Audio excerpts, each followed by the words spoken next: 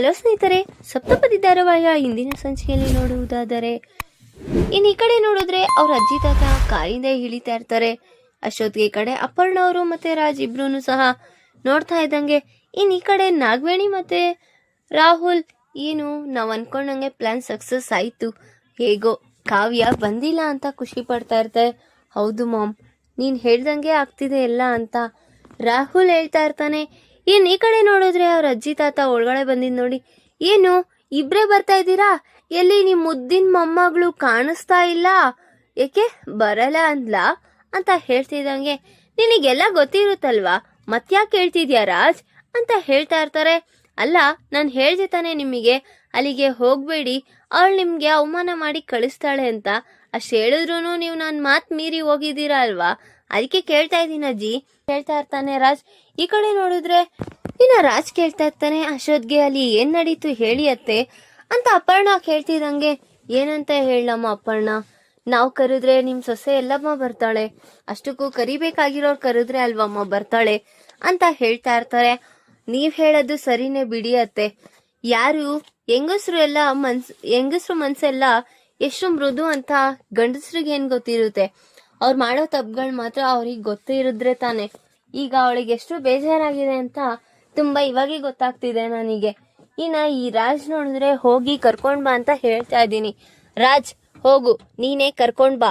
ಎಲ್ಲ ಹೆಂಗಸ್ರು ಮನ್ಸು ಎಷ್ಟು ಮೃದು ಆಗಿರುತ್ತೆ, ಗಂಡನ್ ಹಿಂಗ್ ಅಂದಿದ ತಕ್ಷಣ ಏನಾದ್ರೂ ಅನಾಹುತ ಆದ್ರೆ ಯಾರು ನೋಡ್ತಾರೆ, ಹೋಗು ಅಂತ ಕಳಿಸ್ತಾ ಇರ್ತಾಳೆ.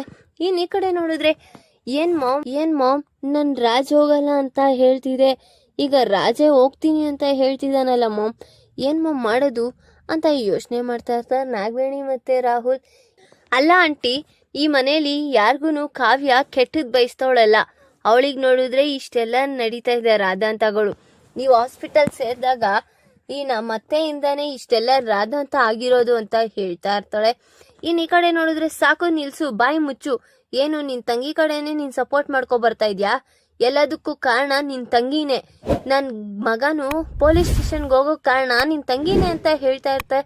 ಅಯ್ಯೋ, ನಿಮ್ ಮಗ ಏನೋ ಶ್ರೀರಾಮಚಂದ್ರನ, ಎಷ್ಟು ಏನೇನ್ ತಪ್ಪು ಮಾಡಿಲ್ಲ, ಏನ್ ಇವಾಗ ನೀವು ನನ್ಗೆ ಹೊಸದಾಗಿ ಹೇಳ್ಕೊಡೋ ಅಂತ ಅವಶ್ಯಕತೆ ಬೇಕಾಗಿಲ್ಲ ಅತ್ತೆ, ಸ್ವಲ್ಪ ಬಾಯಿ ಮುಚ್ಕೊಂಡು ನಿಂತ್ಕೊಳ್ಳಿ ಅಂತ ಹೇಳ್ತಾ ಇರ್ತಾಳೆ. ಸರಿ ಅಂತ ಇನ್ ಈ ಕಡೆ ನೋಡಿದ್ರೆ ರಾಜ್ ಇಮಿಡಿಯೇಟ್ಲಿ, ಆಯ್ತು ಬಿಡು ಮಾಮ್, ನಿನಗೆ ನಿನ್ ಸೊಸೆ ಅಲ್ವಾ ಬೇಕು, ಕರ್ಕೊಂಡ್ ಬರ್ತೀನಿ, ಕಾಲಾದ್ರೂ ಹಿಡ್ದಿ ಕರ್ಕೊಂಡ್ ಬರ್ತೀನಿ ಅಂತ ಹೇಳಿ ಹೊರಟಿರ್ತಾನೆ. ಇನ್ ಈ ಕಡೆ ನೋಡಿದ್ರೆ ರೂಮಲ್ಲಿ ನಾಗವೇಣಿ ಮತ್ತೆ ರಾಹುಲ್ ಇಬ್ರು ಮಾತಾಡ್ಕೊಳ್ತಾ, ಏನ್ ಮಾಮ್ ನಾವ್ ಅನ್ಕೊಳ್ಳೋ ಪ್ಲಾನ್ ಎಲ್ಲ ಫ್ಲಾಪ್ ಆಗ್ತಿದೆ, ಈಗ ಏನ್ ಮಾಮ್ ಮಾಡೋದು, ಈಗ ರಾಜ್ ಬೇರೆ ಹೋಗಿದ್ದಾನೆ, ಸೀದಾ ಇನ್ನ ಕಾವ್ಯ ಈ ಮನೆಗೆ ಬಂದ್ರೆ ಏನ್ ಮಾಮ್ ಮಾಡೋದು ಅಂತ ಯೋಚನೆ ಮಾಡ್ತಿದ್ದಂಗೆ, ಏನಾದ್ರೂ ಒಂದು ಅನಾಹುತ ಮಾಡ್ಲೇಬೇಕು ಕಣೋ, ಅದು ನಾವೆಲ್ಲ ಮಾಡಬಾರ್ದು, ನಿನ್ ಹೆಂಡತಿ ಇದ್ದಾಳಲ್ಲ ಸ್ವಪ್ನ, ಅವಳ ಕೈಯಿಂದಾನೇ ಕಾವ್ಯನ ಈ ಮನೆಗೆ ಬರ್ದೇರಂಗ್ ಮಾಡ್ಬೇಕು. ಅದೇ ಮಾಮ್, ಇರು ನೋಡೋಣ, ಯೋಚನೆ ಮಾಡ್ತಾ ಇದ್ದೀನಿ ಅಂತ ಹೇಳೋಷ್ಟೊತ್ತಲ್ಲಿ ಸ್ವಪ್ನನು ಸಹ ಅಶೋತ್ಗೆ ಆ ಕಡೆಯಿಂದ ಬರ್ತಾ ಇರ್ತಾಳೆ. ಸರಿ ಅಂತ ಇದೆ ಒಳ್ಳೆ ಟೈಮ್. ಇನ್ನ ನಾಗವೇಣಿ ಮತ್ತೆ ರಾಹುಲ್ ಇಬ್ರು ನಾಟಕನ ಶುರು ಮಾಡಿರ್ತಾರೆ. ಅದನ್ನ ಸ್ವಪ್ನ ಕೇಳಿಸ್ಕೊಂಡು ಹೇಗಾದ್ರೂ ಫೋನ್ ಮಾಡಿ, ಕಾವ್ಯ ಈ ಮನೆಗೆ ಬರ್ಬೇಡ ಕಣೆ, ಬಂದ್ರೆ ಏನಾದ್ರೂ ನಿನ್ನ ಹೆಸರು ಮೇಲೇನೆ ಮತ್ತೆ ಅನಾಹುತ ಮಾಡ್ತಾರೆ ಅಂತ ಹೇಳೋಣ ಅಂತ ಅವಳು ಸಹ ಅವ್ರ ಅತ್ತೆ ತಕ್ಕನಂಗೆ ಸ್ವಪ್ನನು ಸಹ ನಾಟಕನ ಪ್ರಾರಂಭಿಸಿರ್ತಾಳೆ. ಧಾರಾವಾಹಿಯ ಪ್ರತಿಯೊಂದು ಸಂಚಿಕೆ ತಪ್ಪದೆ ನೋಡಬೇಕು. TVS 365 ಚಾನಲ್ನ ಈಗಲೇ ಸಬ್ಸ್ಕ್ರೈಬ್ ಮಾಡ್ಕೊಳ್ಳಿ, ಹಾಗೆ ಪಕ್ಕದಲ್ಲಿರುವ ಬೆಲ್ ಬಟನ್ ಅನ್ನು ಪ್ರೆಸ್ ಮಾಡಿ ಅದರಲ್ಲಿ ಆಲ್ ಆಪ್ಷನ್ ಸೆಲೆಕ್ಟ್ ಮಾಡ್ಕೊಳ್ಳಿ. ಇದರಿಂದ ನಾವು ರಿಲೀಸ್ ಮಾಡುವಂತಹ ಸಂಚಿಕೆ ಅಪ್ಡೇಟ್ ನೋಟಿಫಿಕೇಶನ್ ಸಿಗುತ್ತೆ. ಏನತ್ತೆ, ನಿನ್ನ ಐಡಿಯಾ ನಿನ್ಗೆ ಫ್ಲಾಪ್ ಹೊಡಿತಾ? ಓ, ನಾನು ಹಾಗಾದ್ರೆ ನಿನಗೆ ಸುಳ್ಳು ಹೇಳ್ತಾ ಇದ್ದೀನಿ ಅಂತ ಗೊತ್ತಾಯ್ತಾ? ಸರಿ ಆಯ್ತು ಬಿಡಿ ಅತ್ಗೆ, ನೀವೇನೇ ಮಾಡಿದ್ರು ನಾನು ಮಾಡೋ ಕೆಲಸನೇ ಮಾಡೋದು, ನನ್ನ ತಂಗಿ ಮನೆಗೆ ಪಕ್ಕ ಬರಲೇಬೇಕು ಅಂತ ಅವಳು ಸಹ ಹೇಳ್ತಾ ಇರ್ತಾಳೆ. ಇನ್ನು ಈ ಕಡೆ ನೋಡಿದ್ರೆ ಕೃಷ್ಣಮೂರ್ತಿ ಅವರು ಮತ್ತೆ ಕನಕ ಇಬ್ರು ಕುತ್ಕೊಂಡು ಕಾಫಿ ಕುಡಿತಾ, ಏನ್ರಿ ಮಾಡೋದು, ನಾನು ಈ ವರ್ಷ ದಸರಕ್ಕೆ ಹೇಗಾದ್ರೂ ಮಾಡಿ 3 ಜನ ಹೆಣ್ಮಕ್ಳನ್ನು ಕರ್ದಿ ಗೊಂಬೆಗಳನ್ನ ಕೂರಿಸಿ ಪೂಜೆ ಮಾಡ್ಸೋಣ ಅನ್ಕೊಂಡ್ರೆ ಇದೇನ್ರಿ ಈ ರೀತಿ ಆಗ್ತಿದೆ, ಅಯ್ಯೋ ಅದಕ್ಕೆ ಕಣೆ ನಿನ್ಗೇನು ಅನ್ಕೋಬೇಡ ಅಂತ ಹೇಳೋದು, ಈಗ ಹಾಗಾದ್ರೆ ಏನೋ ನಡೆಯಲ್ವಾ ರೀ ನಾನು ಅನ್ಕೊಳ್ಳೋದು ಅಂತ ಅವರಿಬ್ರು ಸಹ ಮಾತಾಡ್ಕೊಳ್ತಾ ಇದ್ದಂಗೆ ಇನ್ನ ರಾಜ್ ಸೀದಾ ಕಾರ್ ಇಳ್ದಿ ಒಳಗಡೆ ಬರ್ತಾ ಇರ್ತಾನೆ. ರೀ ಏನೂ ಇಲ್ಲ ರೀ, ಅಳಿಯಂದ್ರು ಬರ್ತಾಕ ಮಾತಾಡ್ತಾ ಇದ್ದಂಗೆ, ಹೌದು ಬಿಡೆ ಇವಾಗ ಏನಾಗುತ್ತೋ ಏನೋ ಸುಮ್ಮನೆ ಇರೆ ಅಂತ ಅವರು ಮಾತಾಡ್ಕೊಳ್ತಾ ಇರ್ತಾರೆ. ಅಯ್ಯೋ ಅತ್ತೆ ಮಾವ ಎಲ್ಲಿ ನಿಮ್ ಮಗಳು ಹೇಗಿದ್ದಾಳೆ, ನಮ್ನ ಸ್ವಲ್ಪ ಕೂಗ್ತೀರಾ, ನಾವು ಬಂದಿದೀವಿ ಅಂತ. ಅದ್ಯಾಕೆ ಅಳಿ ಅಂದ್ರೆ ಆ ರೀತಿ ಮಾತಾಡ್ತಿದ್ದೀರಾ? ಏನಾಯ್ತು ನಿಮ್ಗೆ? ಏನ್ ಮಾಡೋದು? ನೀವು ದೊಡ್ಡೋರಲ್ವಾ, ನಿಮ್ಗೆ ಗೌರವ ಕೊಟ್ಟು ನಾವು ಗೌರವ ಪಡಿಬೇಕಲ್ವಾ ಅತ್ತೆ, ಅದಕ್ಕೆ ಈ ರೀತಿ ಮಾತಾಡ್ತಾ ಇದ್ದೀನಿ.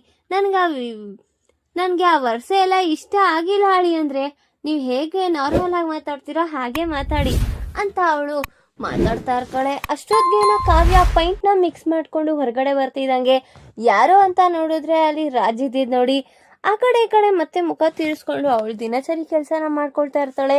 ಹೋ, ಏನು ಆರಾಮಾಗಿ ಕುತ್ಕೊಂಡ್ಬಿಟ್ರೆ, ಇಲ್ಲಿ ಬಂದಿದ್ದೀನಿ ತಾನೆ. ಹೋ, ನೀವು ಬಂದಿದ್ದೀರಾ ಅಂತ ನಾನೇನ್ ಮಾಡ್ಲಿ? ಬಾ ಹೋಗೋಣ. ಹಾ, ಎಲ್ಲಿಗೆ? ಅಲ್ಲಿ ಆ ಮನೇಲಿ ನೀನಿಲ್ಲ ಅಂತ ದೀಪ ಉರಿತಾ ಇಲ್ವಂತೆ. ದೀಪ ಎಲ್ಲ ಆರೋಗ್ಬಿಟ್ಟಿದ್ಯಂತೆ. ನೀನು ಮಹಾಲಕ್ಷ್ಮಿ ಕಾಲಿಟ್ರೇನೆ ಮಹಾಲಕ್ಷ್ಮಿನೂ ಅಲಿಯುತ್ತೆ, ಆ ದೀಪನೂ ಬೆಳಗುತ್ತಂತೆ. ಅಲ್ಲಿವರೆಗೂ ಊರು ಇಲ್ವಂತೆ ಅಂತ ಹೇಳ್ತಿದಂಗೆ, ಹೋ, ಇದು ನಿಮ್ಮಮ್ಮ ಅವ್ರು ಹೇಳಿ ಕಳ್ಸಿರೋದಾ ಅಥವಾ ಅಜ್ಜಿ ತಾತ ಹೇಳಿ ಕಳ್ಸಿರೋದಾ ಅಂತ ಮಾತಾಡ್ತಾ ಇದ್ದಂಗೆ ಇನ್ನ ಕಾವ್ಯಂಗೆ ತುಂಬಾ ಮನ್ಸಿಗೆ ಬೇಜಾರಾಗೋ ರೀತಿ ಮಾತಾಡ್ತಾ ಇರ್ತಾನೆ ರಾಜ್. ಈಗ ಕಾವ್ಯ ರಾಜ್ಗೆ ಮರ್ಯಾದೆ ಕೊಟ್ಟು ಅವ್ರ ಅತ್ತೆ ಮನೆಗೆ ಹೋಗ್ತಾಳ ಅಥವಾ ಅವಳು ಅನ್ಕೊಂಡಂಗೆ ಏನಾದ್ರೂ ಆಗ್ಲಿ ರಾಜ್ ಮನ್ಸಲ್ಲಿ ನನ್ ಪ್ರೀತಿ ಹುಟ್ಟಿಸ್ಬೇಕು ಅಂತ ಅನ್ಕೊಳ್ತಿದ್ದಾಳೆ. ಈಗ ಅವಳು ಅನ್ಕೊಳ್ಳೋ ಪ್ಲಾನ್ ಸಕ್ಸಸ್ ಆಗುತ್ತಾ? ರಾಜ್ ಕಾವ್ಯನ ಕರ್ಕೊಂಡು ಹೋಗ್ತಾನ, ನನ್ನ ಮುಂದಿನ ಬಗ್ಗೆ ತಿಳಿಸ್ಕೊಡ್ತೀನಿ. ಈ ವಿಡಿಯೋ ಇಷ್ಟ ಲೈಕ್ ಮಾಡಿ, ನಿಮ್ಮ ಫ್ರೆಂಡ್ಸ್ ಹಾಗೆ ನಿಮ್ಮ ರಿಲೇಟಿವ್ಸ್ಗೂ ಶೇರ್ ಮಾಡಿ, ಕಮೆಂಟ್ ಮಾಡಿ. Thanks for watching.